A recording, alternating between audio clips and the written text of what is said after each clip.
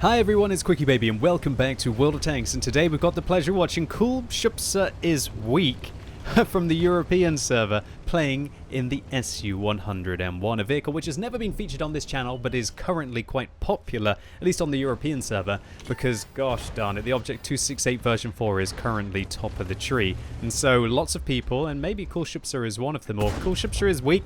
I'm not sure if he's making fun of one of his friends or if he's trying to make fun of himself or some kind of E50M.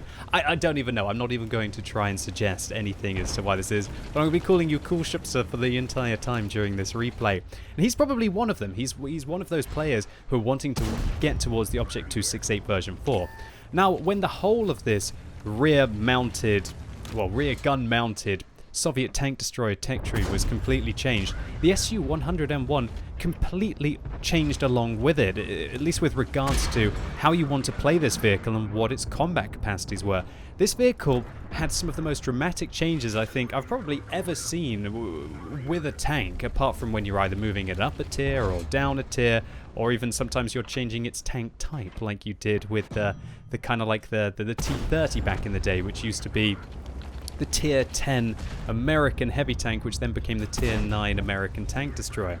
So this vehicle, it lost 25% of its DPM as its rate of fire went from over 10 down to 8.45. And so previously it had quite a high damage output. That's no longer the case really.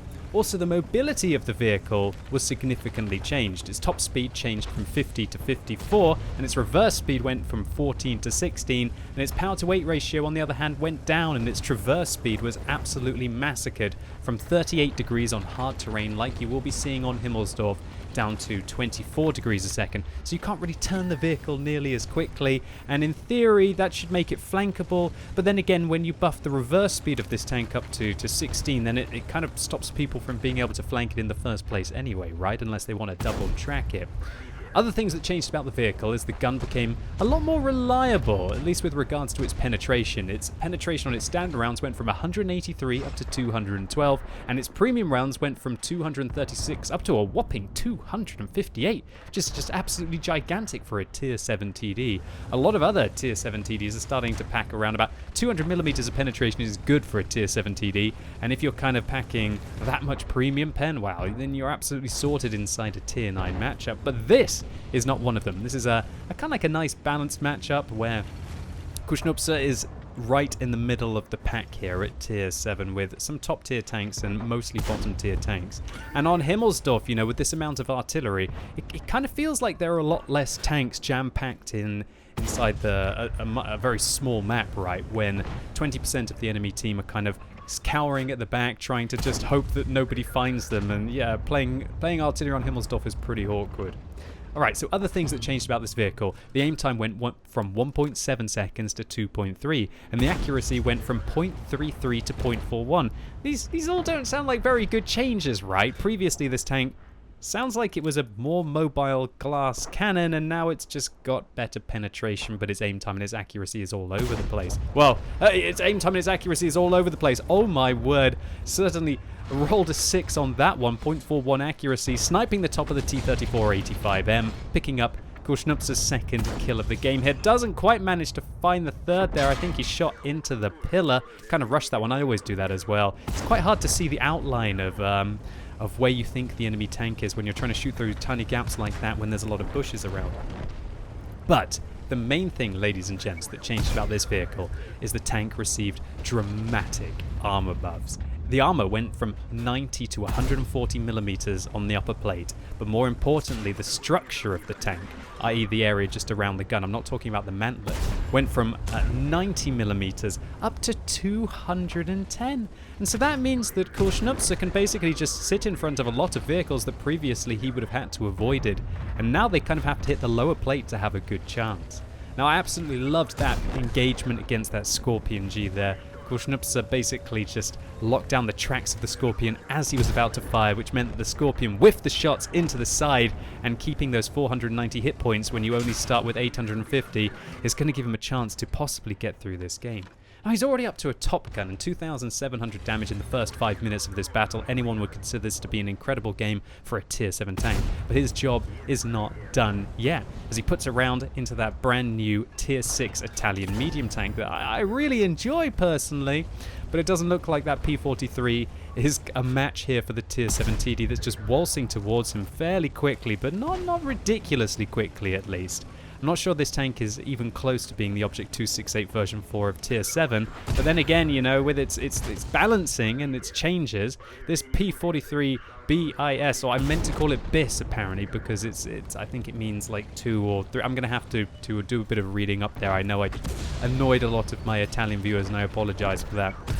But the BIS gets shut down and QuickyBaby picks up his 8th kill of the game. He's just waltzing around here, just butchering vehicles and making some clutch plays against higher tier tanks. And talking about higher tier tanks, he's going to have to deal with an AMX M449 on the enemy team, who is in a platoon with a Scorpion G and will probably wanting to get revenge for his brother in arms there.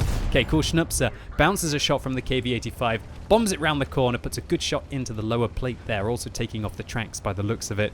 The KV-85 quickly uses his repair kit to scuttle back round the corner and puts one into the tracks now of QuickyBaby, locking him in place, but that allows the Hellcat to come round and give a tiny little pop to him. Not sure, he's definitely not firing high explosive rounds there. I think he's still using that, is it a 57mm or the 76mm from the previous vehicle, not using that top tier 90mm gun. So the KV-85 bounces off a premium round from QuickyBaby there, who fires into the weak point of the AMX M449, and now turns his attention towards the Jagdpanzer IV, who ricochets off the front of the thick Soviet tank destroyer, locking him in place as well. Artillery does a whopping 245, which now means he's got 355 hit points left. Probably can definitely take a hit unless he's amazingly unlucky against the AMX M449 here. It would have to be a max roll for him to get killed in one shot. And he's being very patient here. Even though there's a tier 6 TD, he's not pushing him around. He's not messing around with the Hellcat. He's being a good guy, even in a tense situation where you've picked up 10 kills and you're trying to take down the game here. My word, QuickyBaby gets shot directly in the gun there. It knocks the gun out, and he doesn't have a repair kit, and so he's left completely awkwardly in front of the vehicle. However, even with a stunned crew and a broken gun, he's still able to snipe right up into the top of the weak point of the AMX M449 twice, picking up his 11th kill of this game. 4,800 damage now. 2,700 damage blocked. That's enough to kill this vehicle, what, gosh, 4 times over? Not quite, just over 3.5 times over to kill this tank. And that's really the difference of it. This armor buff has changed this vehicle from previously being a glass cannon. All of these rounds would have penned. This would have penned, this would have penned, this would have penned. Previously, this was all 90mm of armor. Now it's 210, and when you're aiming at it just like this, and because it's got a little bit of an angle to it, it's about 240mm of effective armor on this vehicle. Absolutely crazy stuff, completely changing the way that this vehicle can be played. Now, does it make the vehicle overpowered? Well, definitely not at long range. At long range, the vehicle was better previously, with a better rate of fire and better aim time, better accuracy, albeit lower penetration. But as long as you're shooting at mid-armored targets, you could still make the previous penetration of 183mm work at tier 7. I guess the difference is now is this vehicle just does so much better against people who don't know where to shoot it, i.e. in this one directly in the lower plate. But of course that's not the same as engaging the tier 10. I'm not trying to compare this vehicle to the tier 10. It's just very interesting to see how Wargaming completely changed this line. And while it didn't look like a buff, it definitely has allowed the vehicle to excel in a different situation. So now I like what QuickyBaby is doing here. He's basically got some vision down one alleyway. He's loading a high explosive round, and the high explosive round has got, what is it, 330 alpha damage instead of the 250 that the armor piercing rounds will have on this tank, which should allow him to finish the Hummel and the Lorraine in a single shot. Now you can see he's also in third person here, having a look down his right, but still pre-aimed on the left, and this is just perfect. You can't cover all bases right now, and I don't think he could be doing anything better right now with his positioning. He's ready to obliterate the artillery from coming from the left, but also ready to quickly react against a shell from the right, and he could go forwards as well to get himself a little bit of cover, and he looks like he's trying to do exactly that, but shuts down the Hummel. Great use of rounds, positioning, awareness, perfect play here at the end of the game, how to handle your 2 versus 1 situations, even if the enemy are playing artillery. Okay, 12 kills in. He has killed, oh my word, all but 3 members of the enemy team. And there's the Lorraine 15555, oh sorry, the 15550. And unfortunately, the Lorraine 15550 was AFK at the end of this game, so we've got a bit of an anticlimactic event. But nevertheless, QuickyBaby has an unnecessary ammo rack at the end, ending up in the cap with 6 seconds to go in 10 minutes of just pure kick-ass carry. And for that, he's immensely rewarded a Dimitri's medal for destroying 3 enemy self-propelled guns in a single battle, a Pools medal for those 13 kills, just one off the Rezanai Heroes medal, I can't handle it, a Steel Wall medal for blocking a huge amount of damage for a tier 7 TD, 2700, as I said, over that could have killed him 3 times over, and a high caliber as well for that 5491 damage dealt. And look at that base experience points, 2,220. I think that would probably be an ace tanker in this vehicle